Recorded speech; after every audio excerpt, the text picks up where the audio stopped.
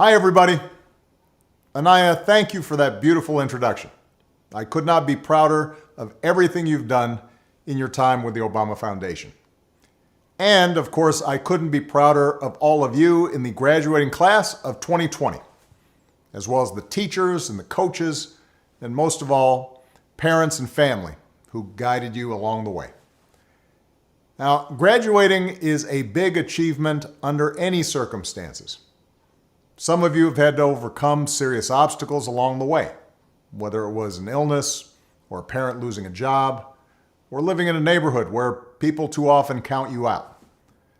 Along with the usual challenges of growing up, all of you have had to deal with the added pressures of social media, reports of school shootings, and the specter of climate change.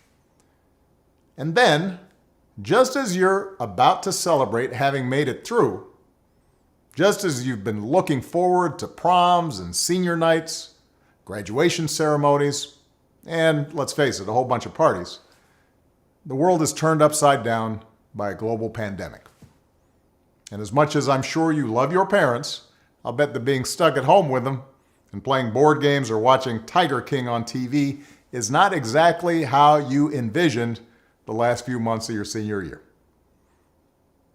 Now, I'll be honest with you. The disappointments of missing a live graduation, those will pass pretty quick. I don't remember much of my own high school graduation. I know that not having to sit there and listen to a commencement speaker isn't all that bad. Mine usually go on way too long. Also, not that many people look great in those caps, especially if you have big ears like me. And you'll have plenty of time to catch up with your friends once the immediate public health crisis is over. But what remains true is that your graduation marks your passage into adulthood, the time when you begin to take charge of your own life. It's when you get to decide what's important to you, the kind of career you want to pursue, who you want to build a family with, the values you want to live by. And given the current state of the world, that may be kind of scary. If you'd planned on going away for college, getting dropped off at campus in the fall, that's no longer a given. If you are planning to work while going to school, finding that first job is going to be tougher. Even families that are relatively well off are dealing with massive uncertainty. Those who were struggling before, they're hanging on by a thread. All of which means that you're going to have to grow up faster than some generations. This pandemic has shaken up the status quo and laid bare a lot of our country's deep-seated problems, from massive economic inequality to ongoing racial disparities to a lack of basic health care for people who need it. It's woken a lot of young people up to the fact that the old ways of doing things just don't work. That it doesn't matter how much money you make if everyone around you is hungry and sick, and that our society and our democracy only work when we think not just about ourselves, but about each other. It's also pulled the curtain back on another hard truth, something that we all have to eventually accept once our childhood comes to an end. You know, all those adults that you used to think were in charge and knew what they were doing? Turns out they don't have all the answers. A lot of them aren't even asking the right questions. So if the world's going to get better, it's going to be up to you. That realization may be kind of intimidating, but I hope it's also inspiring. With all the challenges this country faces right now, nobody can tell you, no, you're too young to understand, or this is how it's always been done.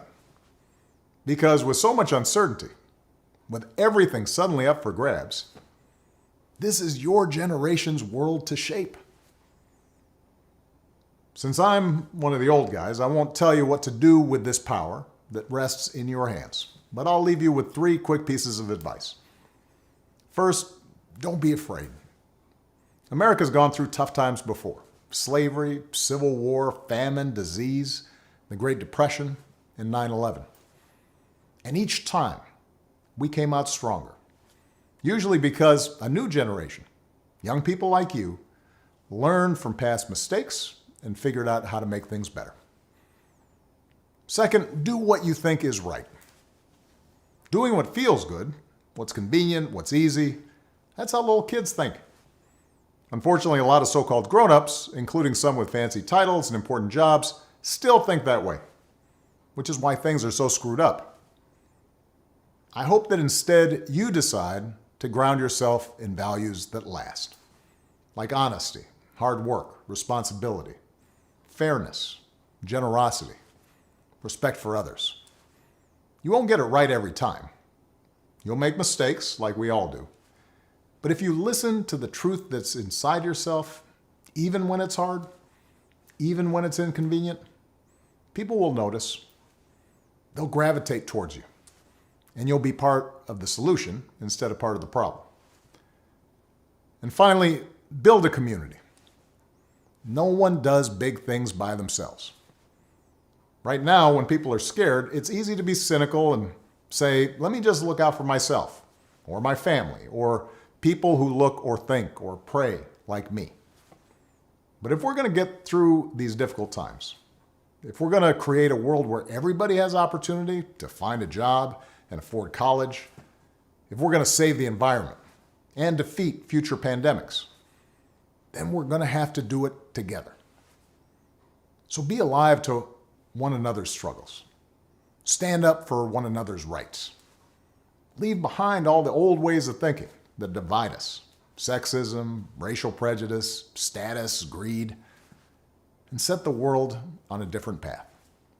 When you need help, Michelle and I have made it the mission of our foundation to give young people like you the skills and support to lead in your own communities and to connect you with other young leaders around the country and around the globe.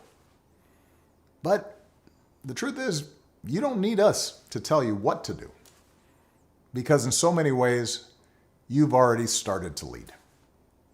Congratulations, class of 2020. Keep making us proud.